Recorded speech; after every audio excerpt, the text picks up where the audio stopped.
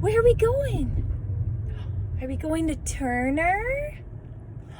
Oh my goodness. Oh my goodness. Oh, do you love Turner?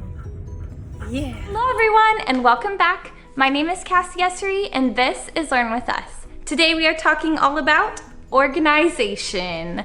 Last week I did a little shopping vlog to show you where you can find some really great containers for your classroom, and this week I'm going to show you how I use those types of containers in my classroom to help the children and myself as well. So if that's something you're interested in, then keep watching. Also, don't forget to subscribe. It's right down below and it's free.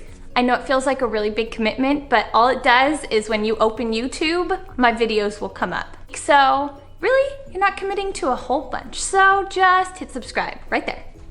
Right there. Okay, so before I show you the organization in my classroom, I just want to tell you the 2 rules that I live by, at least for school.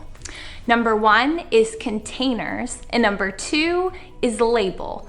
That's all you need, containers and label. That's the thing with organization. Everything needs to have its own little home, and your students need to know where that home is.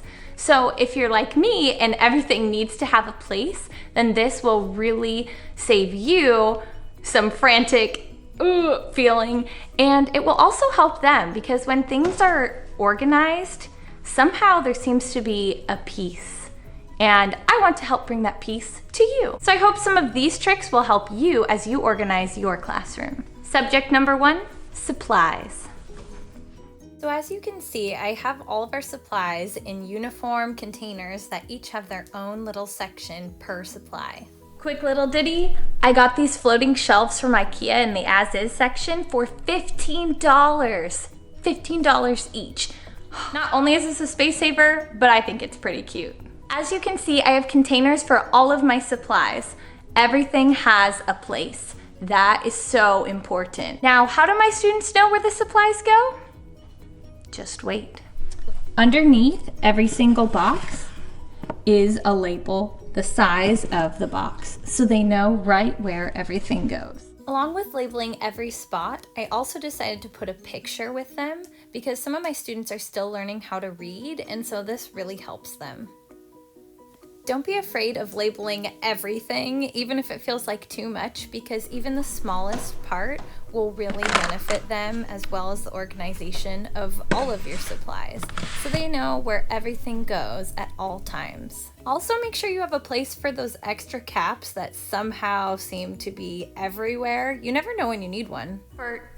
One more thing that we do in our class for supply organization is the students have their own little bins inside of their desks that pull out just like a drawer. I was recently gifted by our tech department who is getting rid of a bunch of bins, these little awesome things, and when I saw them I thought these would be perfect for colored pencils and markers and other things that maybe they brought their own and they want to keep them, so that's what we have them for.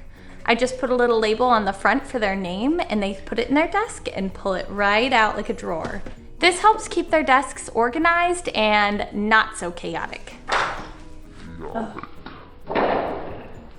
Another place in our classroom that I think is really important to stay organized is our materials.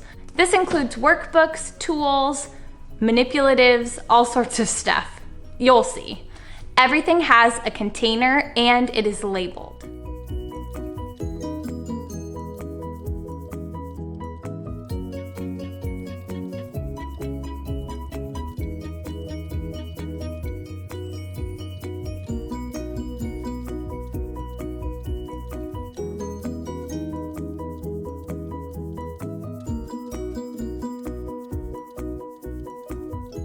I'm such a fan of these stackable thin bins because we use them for stations for literacy and math, and they are just so handy. I know this might sound a little ridiculous, but when I first started teaching, I only had 2 turn-in trays, one for finished work and one for unfinished work. Oh my gosh, it was a nightmare. And I have no idea why I did that because I spent so much time sorting through their papers, especially when kids were in different classes and we switched for something like math or whatever. Do yourself a favor, do me a favor, and don't do that.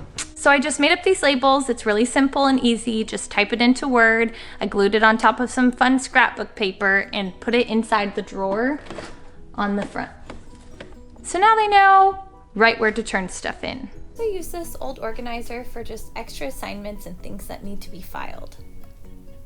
The last thing we are talking about today is the classroom library. You may have conflicting feelings about your classroom library, and it's probably because of organization.